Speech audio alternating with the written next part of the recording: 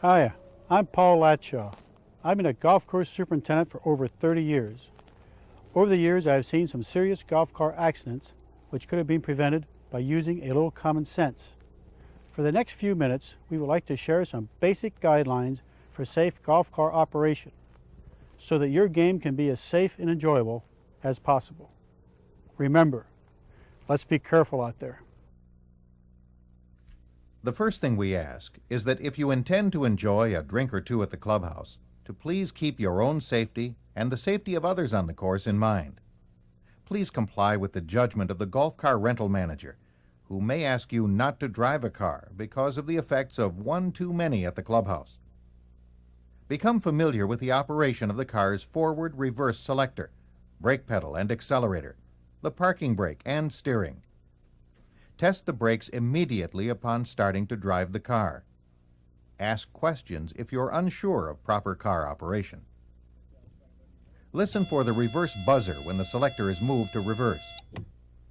Golf cars are designed with sufficient power and capacity for 2 golfers and their equipment.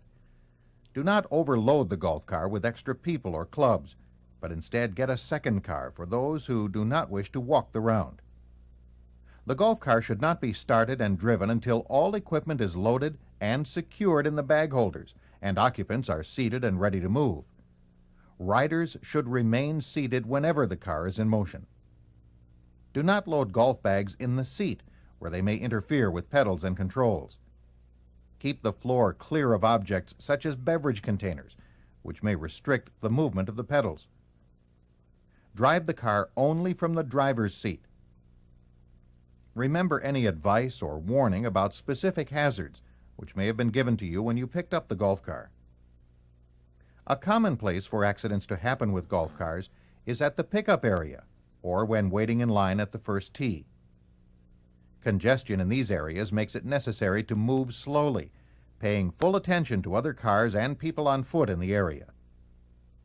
Several very important rules must be followed whenever driving a golf car on the course. The most important and most often overlooked rule is to not drive or ride the golf car without both feet and hands completely inside the car while moving.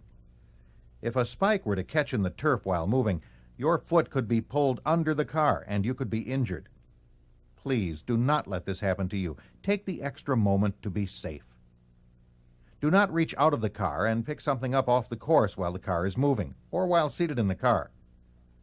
Drivers must be aware that passengers can be thrown from the car on a sudden left turn. Passengers should be aware of the driver's intentions and be prepared for sudden turns.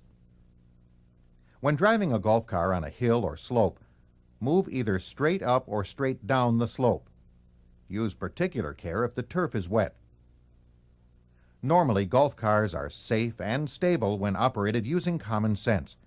However, driving a car along or across the face of a slope could cause an overturn. Observe all signs on the course which specify desired car traffic paths or where car use is unsafe or prohibited. Steep grades, slick or unstable surfaces, or holes and other obstacles may be hidden and may cause an accident if encountered by a golf car.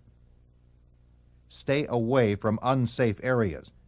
The extra moment or two will be worth it and will help you enjoy your game. Use particular care if traveling on or crossing public roadways.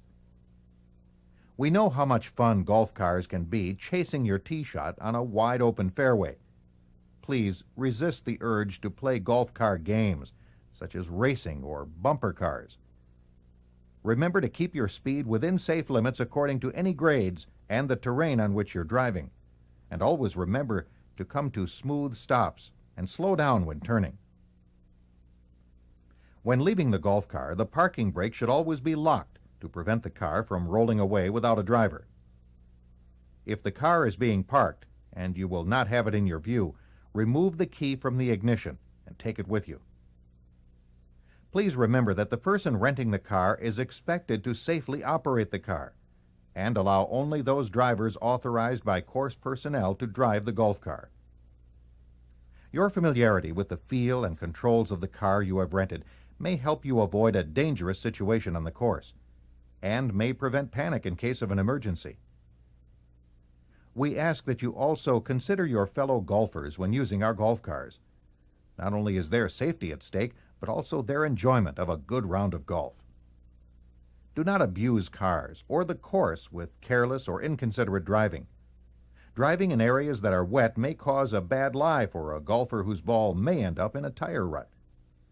Consider how you would feel if your great tee shot were ruined by someone else's tire track. Also, do not drive cars on fringes or greens, as damage to these sensitive areas is costly to the course and frustrating to other golfers. Keep a good distance from tees and greens. Other courtesies, such as parking a car behind the green or at the next tee if close by, will allow the next group to play onto the green with as little delay as possible and keep everyone's game moving along. Finally, after you've completed your round, please report any problems you may have had with your car to the pro shop or rental manager. Use golfers' survey cards if available. Thank you for taking a few moments to look at this tape. We're glad that you've chosen golf as a pastime, and we want your game to be safe and enjoyable. Have a good game, and come back soon.